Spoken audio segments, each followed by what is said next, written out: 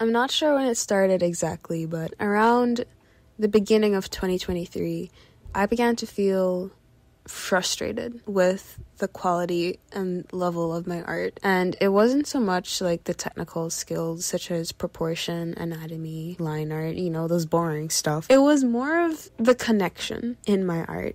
I wanted to start making sequential story-based art. I was tired of just drawing my characters on a white background. Or then I discovered you could make it a neon yellow or a neon red, and then you could just call it an illustration. I'm being really harsh on myself here, but it's all in good fun. I'm just joking. I went through multiple phases where I was still just not actually exploring who these characters are and the stories or the settings that they exist in. But I've learned more about my characters and myself by doing a few of these exercises. I'm gonna share them. How can you start making original character art that you feel happy about? Original character art that is connected, that has a story? How can you start fleshing out these OCs that you have? So in an attempt to make this video somewhat organized, I'm going to be splitting it up into two different sections. The first section will be character writing, and the second section will be more technical skills. To be honest, I strongly believe that technical skills can always come later and they can always follow later. What you want to be nurturing above all is your storytelling abilities, and use those technical skills as a tool to enhance your storytelling, not the other way around. What is the other way around? The point that I'm making here is story first. Aesthetics are just as important as your OC's actual story and personality. And where is the one-stop shop for aesthetics and curating vibes? None other than Pinterest. So yes, you're gonna make a Pinterest board for every single one of your OCs. The ones that count. You can make a mass board for all your supporting characters if they're not that important, but the main OCs that you have, make a Pinterest board with all of the things that remind you of them. For example, this board can have that OC's fashion, their meme, objects that they'd have, own, collect, any patterns, any random image that when you look at that, first thing you think of is the OC that you have in mind. These boards might look like a mix of stuff at the start, but you want to curate them, and eventually they'll start to take shape. They'll start to have some kind of pattern there. And if they don't, maybe that's also an indicator of your OC's personality. I don't know. You should know this. The next tip.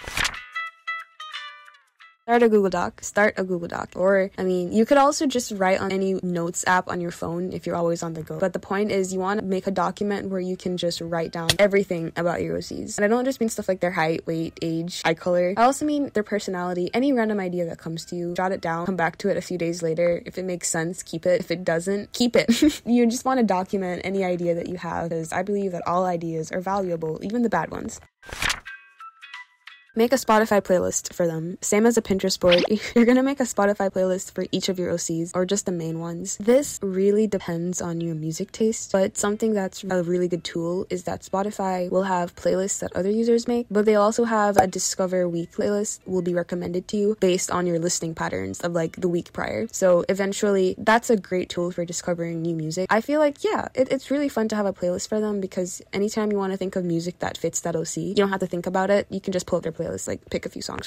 Height comparison websites. This one's really short. You gotta compare their heights. You need to know how they exist in the real world. A website that I use is Hikaku Sitater. It's in Japanese, but they have an English version. But there's different height comparison websites out there, so you can shop around. Make a toy house. So my number one tip on getting to know your OC is to just make a toy house of them, which is really strange that not that many people know about Toyhouse.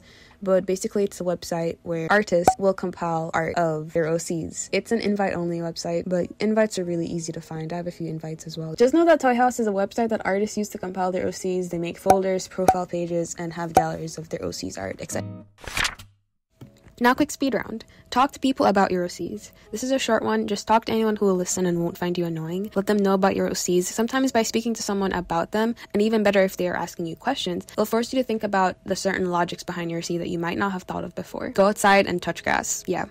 Find and document any of the character inspirations for how your OC might behave, look, sound, etc. We find inspirations from different media. They don't all have to be anime, but just jot them down. Don't forget those. Next, collect OC voices of your character. This is pretty straightforward. There are a lot of voice claim playlists on YouTube of mainly people who are planning on making games or animated series where they'll find specific voice actors that they like and just make a playlist of them. But you don't need to have the intention of actually going to voice actors and making a huge project. Just come up with different video videos that remind you of your OCs. Participate in OC memes or trends. I don't even follow this advice myself, but if you're strong enough, do them when you can. Think of different aspects of yourself or people you know in real life. What do you like or dislike? Add that to your OC. Yeah, so just steal from people you know in real life without credit. I'm joking, please give credit. You don't actually have to. Just get their permission. Maybe, not really. It's fine if they don't.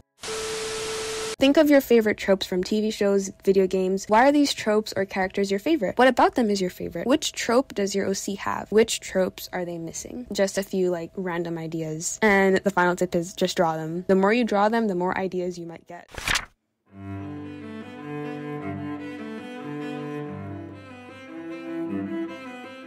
Now on to our second section, which is technical skills. Now, this might get a bit more academic-like, but technical skills are an important foundation for any kind of artistic endeavor. I like to think of your creative side as the actual storytelling, and your technical skills are the blueprints or the building blocks that you use to enrich your art and to enrich your storytelling, like I said earlier, or unless I cut that out, I don't remember. However, observational skills such as anatomy and figure drawing, observing shapes and positions relative to others, and, finding the flow in figures. All of these are important foundational skills that you would learn in art school if you were paying $60K a year to go there. Or you can also just go the harder route and practice on your own, or maybe take some online classes. But here I'll be outlining a few of those technical skills. A study has showed that observational drawing ability is actually related to changes in structures in the brain that are pertaining to fine motor control and procedural memory. That was a lot of words to just say that observational drawing is shown to improve your fine motor skills and your memory. This is the source. Drawing has also been shown to improve memory, second source here. Observational drawing is extremely brain intensive, and it's a skill that has to be practiced and fine-tuned, just like driving. When you were born, are you born a naturally good driver? No. Maybe your parents were good drivers and that might influence your skills once you're behind a wheel, but when it comes down to it, it's all about practice and fine-tuning a skill. It's not something that any one person is simply good at or bad at, and it stays that way forever. It's a skill that can increase and that can deteriorate with time. It just needs to be practiced smartly, effectively, and frequently. A few tricks that I use for observational drawings are negative space, spacing, and positions or relationships of objects relative to each other. I tried to find a way to say that without using the word relativity.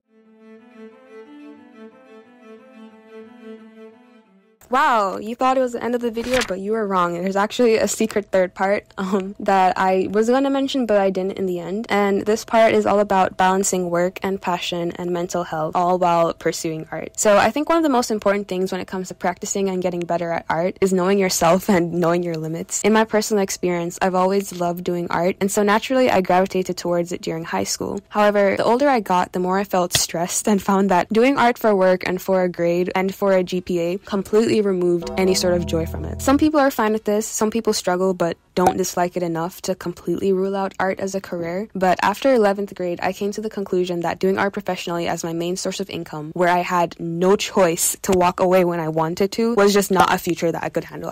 This is what I mean by understanding your limits. Sit down and think to yourself, can you really stand having to draw for your job even when you don't feel like it? If your answer is yes, you can make it through, then you might be able to pursue art professionally. But if your answer is no, you might want to remain as a hobbyist or keep it as a side job. This is what I mean by understanding your limits. So my motto is to always study and improve at art in a way that you can still be happy and fulfilled doing. So if making a rigorous study plan and practicing every day is what works for you, I absolutely encourage you to do so. If just working at your own pace is also what you'd prefer to do, you'd have to be willing to compromise. Know that you might not improve as quickly by not making a rigorous study plan, but if you're having fun and you're still improving along the way, go for it. But don't forget to take frequent breaks.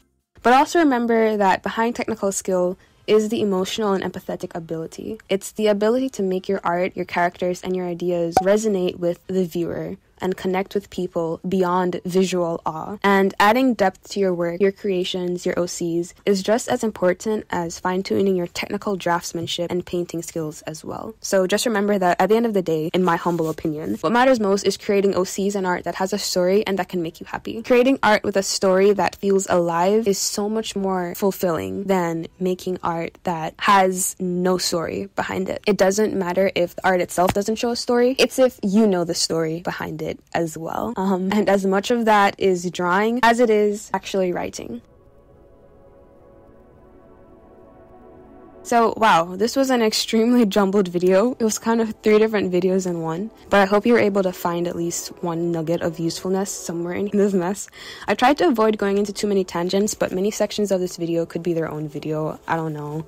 It was difficult to talk about meaningful OC art without talking about both the story aspect and the skill aspect of it, because I feel like the story is super important, but if the skill is not there, it's sad to say that it just might not reach a wider audience, or as wide an audience as you'd like it to. In case I wasn't biased enough, I do still firmly believe that story is what matters the most and technical skill is meant to enhance it. But anyways, thank you very much for watching this video. I've never done video essays like this before. I hope to make more essays like this in the future.